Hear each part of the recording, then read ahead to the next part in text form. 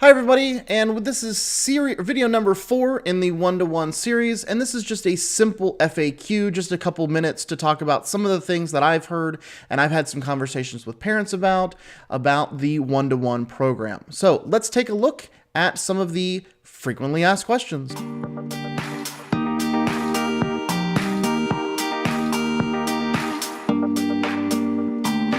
All right, so the first one is about charging, all right? What's one of the biggest things that parents have concerns about? Are the batteries going to last? Are the batteries going to last long enough during the school year? So what we're asking is we're asking that all of our devices be charged overnight. So that way they come into school with a fully 100% battery charge. All right. We did this last year at the middle school. It worked out really well. The Chromebooks and the iPads all have between an 8 to 12 hour battery life. So they should last the entire school day. And the kids were very good about making sure they were charged. What we need to do is we need to remind them the first couple of days. Hey, did you make sure you're charging your Chromebook before you go to bed, so on and so forth.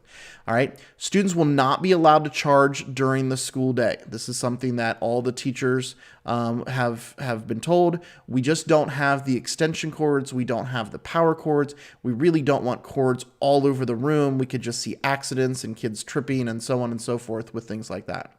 We are also asking that the power cords not even be brought into the school day, into the school buildings. All right. We want those completely left at home. Bring the devices, but leave the power cords at home. If you're looking at purchasing an extra power cord, you're more than welcome to.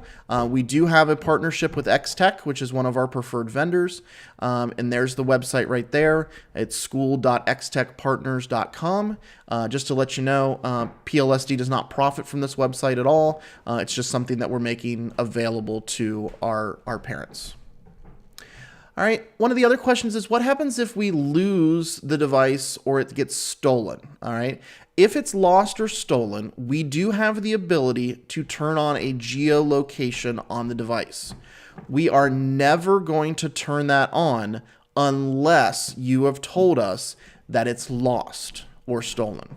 Okay, so there's actually about 5 different steps that I have to do to be able to put your device into what's called lost mode or stolen mode, and then that way we can actually, start to track the device. If you do realize that your device is stolen or lost, the first thing you need to do is contact the main office in your building ASAP. They will then contact me, we'll start the process, and as soon as it hits Wi-Fi, we'll then be able to track it and get it back for you. Okay. We've had to work with the police department a couple times on this, so the Pickerington Police Department is well aware of our procedures and how we go about doing things. Okay. The next thing is online use. Parents are concerned that their kids are having a device, and what are they looking at? Are they able to look at inappropriate things, so on and so forth.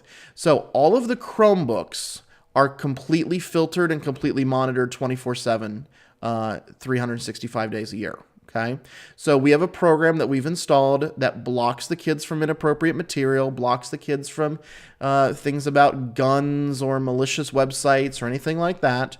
So then that way they hopefully will not be able to get to those types of things. We do know we have some genius kids that are always a step ahead of us, so we're trying to stay a step ahead of them. And this really helped out last year with our 5th and 6th grade kids. Okay.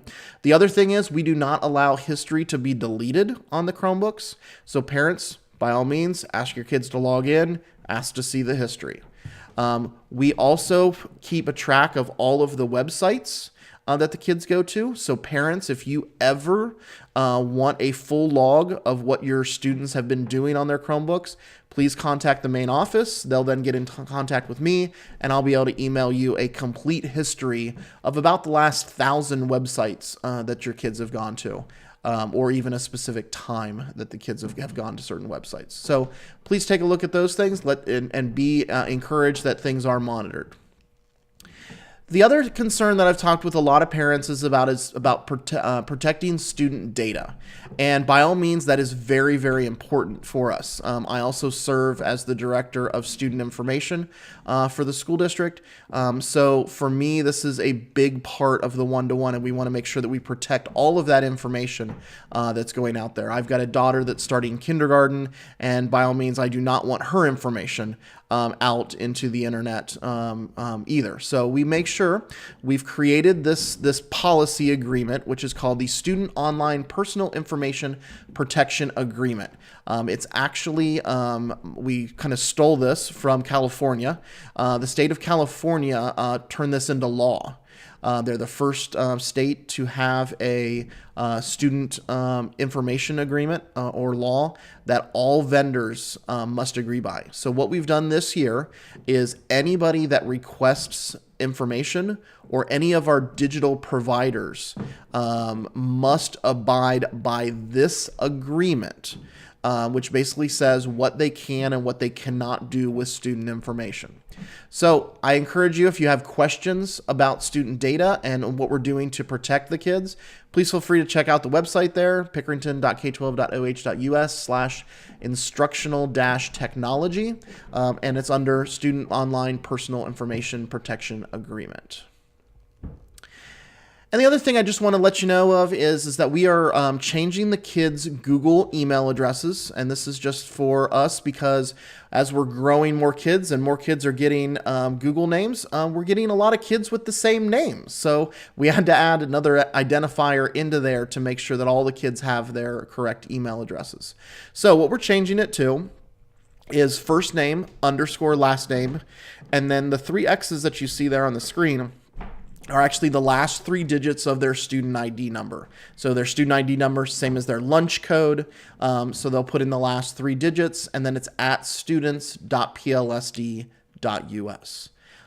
So basically all we're adding is those 3 digits that are there. So first name _ last name, 3 digits, last 3 digits of your student ID number at students.plsd.us.